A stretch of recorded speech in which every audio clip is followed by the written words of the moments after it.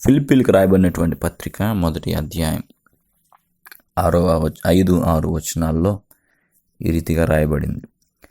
మీరు నాతో పాలివారైండుట చూచి మీలో ఈ సత్క్రియను ఆరంభించిన వాడు యేసుక్రీస్తు దినం వరకు దాన్ని కొనసాగించినని రూఢిగా నమ్ముచున్నాను. అపోస్తులైనటువంటి పౌలు ఫిలిప్పీలకు ఈ మాటలు రాస్తూ ఉన్నాడు. ఫిలిప్పీ సంఘము ఏ రీతిగా స్థాపించబడిందో మనం అపోస్తుల కార్యములు 16వ అధ్యాయంలో చూడవచ్చు. అనేకమైనటువంటి శ్రమల మధ్య ఈ సంఘము ప్రారంభించబడింది. అనేకమైనటువంటి కష్టములు ఈ యొక్క సంఘము అనుభవిస్తూ వచ్చింది. ఆ సంఘ స్థాపన కొరకై పౌలు శీల ఒక రాత్రంతా చెరసాల్లో గడిపారు. సో ఆ విధంగా ఆ యొక్క సంఘ స్థాపన జరిగిన తర్వాత తన యొక్క అవసరాలు ఫిలిప్పీ సంఘం పట్టించుకున్నట్లుగా ఆయన తెలియజేస్తూ వచ్చాడు.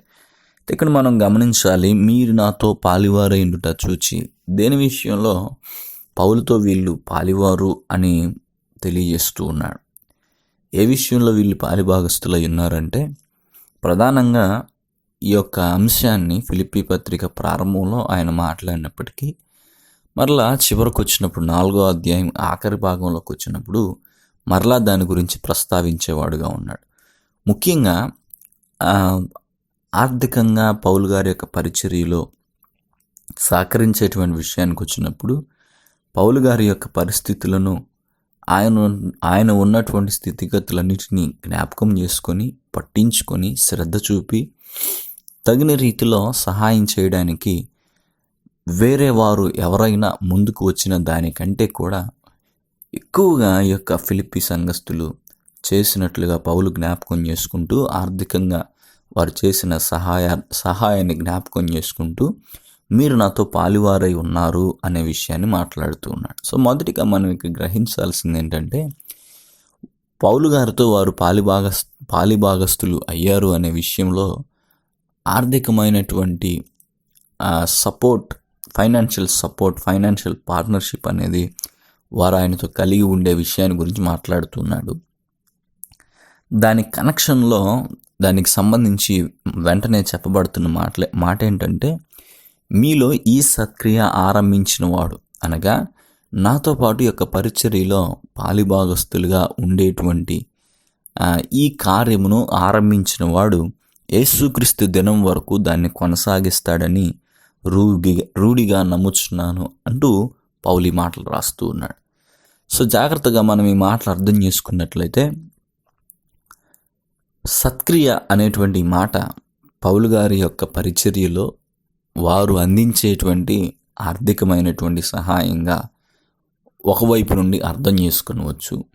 మరొక కోణం ఏంటంటే, ఏ విధంగా వాళ్ళు జీవితంలో సత్క్రియ అనేది జరిగింది. సత్క్రియ అంటే మంచి క్రియ.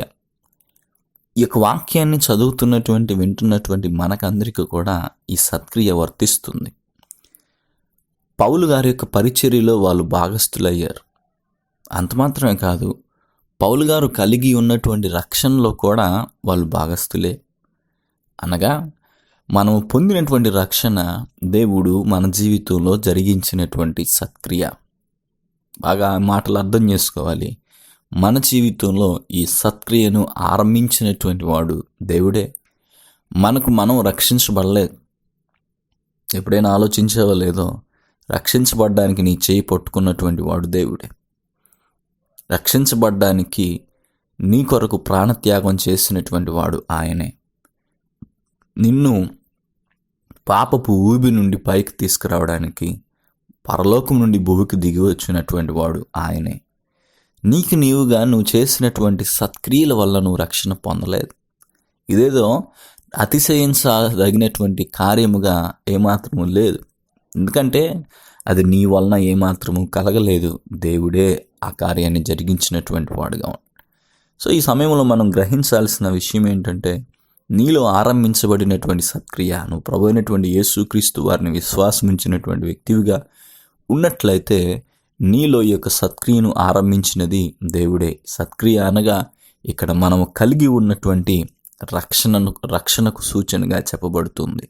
సో వారు రక్షించబడినటువంటి విధానాన్ని చూసినప్పుడు అది వారిలో జరిగించినటువంటి వాడు దేవుడే కనుక, రక్షించబడ్డము ద్వారా తన పరిచర్యలో పాలిభాగస్తులుగా వాళ్ళు ఉన్నారు కనుక ఈ యొక్క కార్యమును దేవుడు తన యొక్క రాకడ వరకు కొనసాగిస్తాడు అనే నమ్మకాన్ని పౌలు వ్యక్తపరుస్తూ ఉన్నాడు.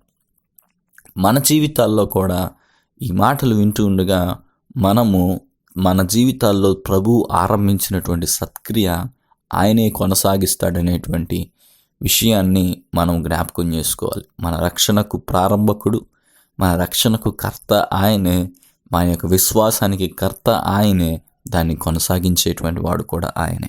పాపపు ఊబిలో మురికిలో మనం చిక్కబడి ఉండగా, బయటికి రాలేనటువంటి స్థితిలో మనం ఉండగా, మనల్ని మనము రక్షించుకోవడానికి చేయదగినది ఏది మనము చేయలేనటువంటి పరిస్థితుల్లో ఉండగా, పరలోకమందు ఉన్నటువంటి తండ్రి తన కుమారుడైన యేసుక్రీస్తు వారిని ఈ భూలోకానికి పంపించినటువంటి వాడుగా ఉన్నాడు.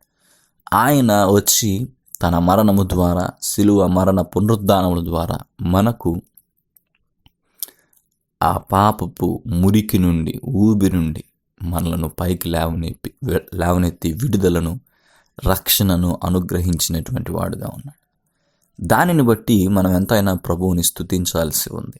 ప్రభువా, ఈ యొక్క సత్క్రియ నాలో ప్రారంభించబడిందంటే, ఈ మంచి క్రియ నాలో ప్రారంభించబడిందంటే ఇది నీవు చేసినటువంటి కార్యమే. నన్ను ఎంచుకున్నావు, నా జీవితంలో ఇటువంటి కార్యాన్ని జరిగించావు, అందును బట్టి నీకు స్తోత్రాలు అని మన హృదయము కృతజ్ఞతతో నిండవలసి ఉన్నది. ఎందుకనగా రక్షించబడుటకు నీవేమీ చేయలేదు, కానీ నీవు రక్షించబడులాగున ఆయన నీ కొరకు ఈ లోకానికి వచ్చాడనే సంగతిని, సత్యాన్ని మనం జ్ఞాపకం చేసుకొని ప్రభు కృతజ్ఞతాస్తుతులు చెల్లిద్దాం. అయితే ఒక విషయం, రక్షించబడ్డాం బాగానే ఉంది. రక్షించబడినటువంటి మనం మన యొక్క జీవితంలో ఆ రక్షణ కార్యమును కొనసాగించుకుంటూ ఉన్నామా? దేవుడు కొనసాగిస్తాడు, కానీ ఇంకొక వచనంలో పౌలు అంటాడు, భయముతోనూ వణకుతోనూ మన రక్షణను మనము కూడా కొనసాగించుకోవలసి ఉన్నది. అవును, మన చేయి పట్టుకుంది దేవుడే, మనల్ని నడిపిస్తుంది దేవుడే, అయినప్పటికీ మనం ఆయనకు విధేయులమై లోబడి లోకంలో జీవించాల్సి ఉంది. ఆయన మనలో, మన విషయంలో తన రక్షణ కార్యమును జరిగించినటువంటి వాడుగా ఉన్నాడు. రక్షణ అనేది త్రికాలానికి సంబంధించింది. మనం రక్షింపబడ్డాం, రక్షింపబడుతున్నాం, రక్షింపబడతాం.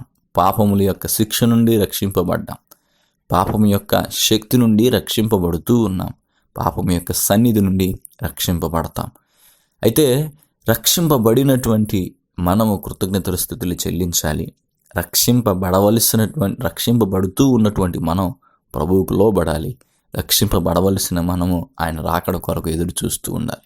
క్రైస్తవునికి అవసరమైంది విశ్వాసం, విధేయత, నిరీక్షణ. ఈ మూడు కలిగినటువంటి వాడై యేసుక్రీస్తు దినం వరకు మనం ఎదురు చూసేటువంటి వారుగా ఉండాలి.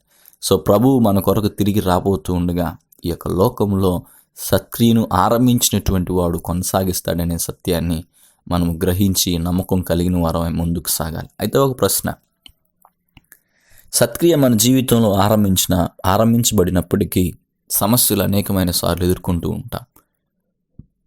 విశ్వాస జీవితంలో సమస్యలు అనేవి సర్వసాధారణం.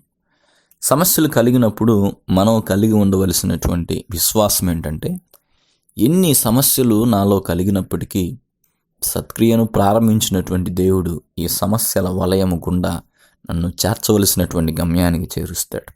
ఆయన నన్ను ఎత్తుకుని నడిపించేటువంటి వాడుగా ఉన్నాడు.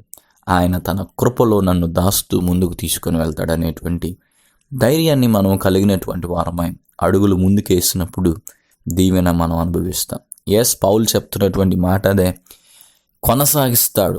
ఆరంభించిన వాడు కొనసాగిస్తాడు. ఎప్పుడు వరకు కొనసాగిస్తాడు? యేసుక్రీస్తు దినం వరకు కొనసాగిస్తాడు అని పౌలు గట్టిగా నమ్మినటువంటి వాడుగా ఉన్నాడు. సో మనం కూడా అదే నమ్మకాన్ని కలిగి ఉండాలి. నాలో ఉన్న విశ్వాసము తొలగిపోకుండా, నాలో ఉన్నటువంటి భక్తి విధానం తొలగిపోకుండా, నన్ను తన యొక్క రాకడ వరకు కూడా స్థిరముగా దేవుడు నిలబెడతాడు, నేను ఆయన గనక పట్టుకొని ఉన్నట్లయితే. ఇంకో విషయాన్ని కూడా నేను ఈ యొక్క సమయంలో జ్ఞాపకం చేయాలనుకుంటూ ఉన్నాను. యేసుక్రీస్తు మన జీవితంలో జరిగించినటువంటి సత్క్రియను బట్టి రక్షించబడ్డాం. సత్క్రియను బట్టి మనము దేవుని యొక్క పరిచర్యలో పాలిభాగస్థులం అయ్యాం. నీ జీవితంలో ఏ రీతిగా నువ్వు పాలిభాగస్థుడిగా ఉన్నావో ఆలోచన చేసుకోవాలి. ప్రభు పట్ల కృతజ్ఞత కలిగినటువంటి వ్యక్తివై ప్రభువుకు లోబడి జీవించడం ఒక ఎత్తు అయితే, ప్రభువు నీకు ఇచ్చినటువంటి తలాంతులతోటి, అది ప్రభువు నీ జీవితంలో అనుగ్రహించినటువంటి వరములతోటి ఎంతవరకు పరిచర్యలో పాలుభాగస్తులు అయ్యావు. ఫిలిప్పీ సంఘస్థుల విషయంలో పౌలు సంతోషిస్తున్న విషయం అదే. మీరు నాతో పాలుభాగస్తులు అయ్యారు. ఇది సత్క్రియ దేవుడు జరిగించాడు, కానీ సత్క్రియలు చేయవలసినటువంటి వారమై, సత్క్రియలు యందు ఆసక్తి కలిగినటువంటి ప్రజలమై మనం కూడా ఉండాల్సి ఉంది. సత్క్రియలు యందు ఆసక్తి కలిగినటువంటి ప్రజలుగా మనం ఉండాలనే ప్రభువు మన కొరకు మరణించాడనే సంగతి మనం జ్ఞాపకం చేసుకోవాలి. సో ప్రభువు మనకిచ్చినటువంటి ఒక రక్షణ అనేటువంటి పాత్రను చేతపట్టుకొని ఈ లోకంలో ఆయన యొక్క పరిచర్యలో చిన్నగానో పెద్దగానో పాలిభాగం అనేది మనం కలిగి ఉండాలి. ఏ విధంగా నువ్వు పాలిభాగస్తుడు అవుతావు అనేది తర్వాత ప్రశ్న. కానీ మొదటిగా పాలిభాగస్తురాలు కావాలనేటువంటి తాపత్రయం నీలో ఉండాలి. ఆ తపన నీలో ఉండాలి. నేను ఏ విధంగా ఈ పరిచర్యలో పాలిభాగం కలిగి ఉండగలను అని ఆలోచించి, నువ్వు ఎక్కడున్నా సరే ఏ విధమైనటువంటి కార్యములో నువ్వు ఉన్నప్పటికీ పాలిభాగస్తురాలు కాగలవు. ప్రతిరోజు ఈ సందేశాలు వింటూ ఉన్నావు, కానీ ఏ రోజైనా నీ సహోదరుడికి నీ సహోదరికి ఈ సందేశాన్ని పరిచయం చేసావా? అదంతసేపు పట్టదు కదా. వాట్సాప్ ద్వారా కేవలం షేర్ చేస్తే ఇంకొక 10 మంది నీ ద్వారా మేలు పొందేటువంటి అవకాశం ఉంది. మరి నీవు అందుకుంటున్నటువంటి ఈ సందేశం ఎంతమందికి పంపించావు? ఇది కూడా పరిచర్యలో పాలిభాగమే. ఇది కూడా పరిచర్యలో నువ్వు భాగాన్ని పొందుకుంటున్నట్లే. పౌలు గారి యొక్క పరిచర్యకు ఆర్థికమైన సహాయాన్ని ఫిలిప్పీ సంఘస్థులు అందించారు. కానీ దేవుని యొక్క వాక్యాన్ని అనేక మందికి ఈ యొక్క సమయంలో అందించాలన్న ఉద్దేశాంతో ఏ పరిచర్య కొనసాగించబడుతూ ఉండగా, ఈ పరిచర్యలో నీ పాలిభాగం ఎంత? ఈ పరిచర్య ద్వారా నీవు పొందుతున్నటువంటి మేలెంత? ఇంకా చెప్పాలంటే ఈ సత్క్రియలో నీ భాగం ఎంత అనే ప్రశ్న వేసుకోవాల్సి ఉంది. సత్క్రియ ప్రారంభించిన దేవునికి మనము కృతజ్ఞతాస్తుతులు చెల్లిద్దాం. సత్క్రియ ప్రారంభించినటువంటి దేవుడు తన రాకడ వరకు కొనసాగిస్తాడనేటువంటి నమ్మకాన్ని కలిగి ఉన్నాం. ఎటువంటి పరిస్థితులు ఎదురైనా కానీ నిన్ను ఆయన చేయి పట్టుకొని ముందుకు తీసుకొని వెళ్తాడనేటువంటి నిరీక్షణ కలిగి ముందుకి మనం కొనసాగుదాం. అయితే మూడవదిగా, ప్రాముఖ్యంగా సత్క్రియ దేవుడు మన జీవితంలో జరిగిస్తుండగా కృతజ్ఞతతో పాటు, విశ్వాసంతో పాటు, నిరీక్షణతో పాటు మనము సత్క్రియలు చేయడం మరొక, సత్క్రియను జరిగిస్తూ ప్రభువుని సంతోషపెట్టేటువంటి వారుగా ఉందాం. ఏంటా సత్క్రియ అంటే దేవుని పరిచర్యలో పాలుభాగస్తురాలు కావడం. కాబట్టి ఈ యొక్క దినాన తీర్మానం మనం చేసుకుందాం, ప్రభు పరిచర్యలో పాలుభాగస్తులం అవుదాం. ఏ విధంగా ప్రభువు నిన్ను ప్రేరేపిస్తూ ఉన్నా ఆ విధంగా ఈ యొక్క పరిచర్యలో పాలుభాగస్తురాలం అవుదాం. కాబట్టి ప్రభువు సన్నిధిలో మనం విన్నటువంటి ఈ మాటలు మన జీవితంలో మనం అన్వయించుకొని సత్క్రియను బట్టి కృతజ్ఞతలు చెల్లిద్దాం, నిరీక్షణ కలిగి ఉందాం, పాలుభాగస్తురాలం అవుతూ ప్రభువును మహింపరిచి ప్రభు యొక్క రాకడ కొరకై మనం సిద్ధపడుతూ అనేక మందిని సిద్ధపడుద్దాం. అట్టి కృప ప్రభు మనందరికీ దయచేయనుగాక. ఆమేన్. పరలోకమందున తండ్రి, నీ మాటల కొరకు వందనాలు. సత్క్రియను మాలో ప్రారంభించిన వాడు అనేక స్తోత్రాలు. నీ కార్యము కొరకై వందనాలు ప్రభువా. నీ రక్షణ కార్యం కొరకై వందనాలు. మేము మా జీవితంలో మీరు ఆరంభించినటువంటి ఈ యొక్క సత్క్రియను నీ రాకడ వరకు నీవు కొనసాగిస్తానన్న నమ్మకాన్ని కలిగినటువంటి వారమై ఎన్ని శ్రమలు వచ్చినప్పటికీ నిన్ను విడిచిపెట్టగా కొనసాగునట్లుగా సహాయం చేయండి. దానికి మించి ప్రభువా మా జీవితంలో మేము నీ సన్నిధిలో ప్రభువా సత్క్రియలు జరిగిస్తూ నీ పరిచర్యలో పాలిభాగస్తులమై ఉంటూ ముందుకి కొనసాగునట్లుగా నీ సహాయాన్ని దయచేయమని ప్రార్థన చేస్తున్నాం.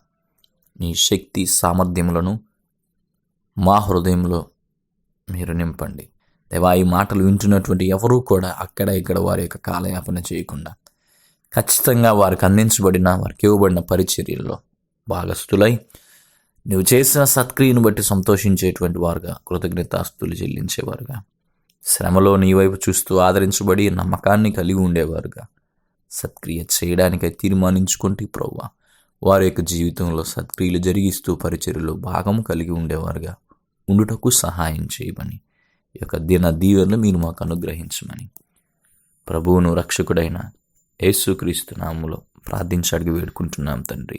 ఆమేన్.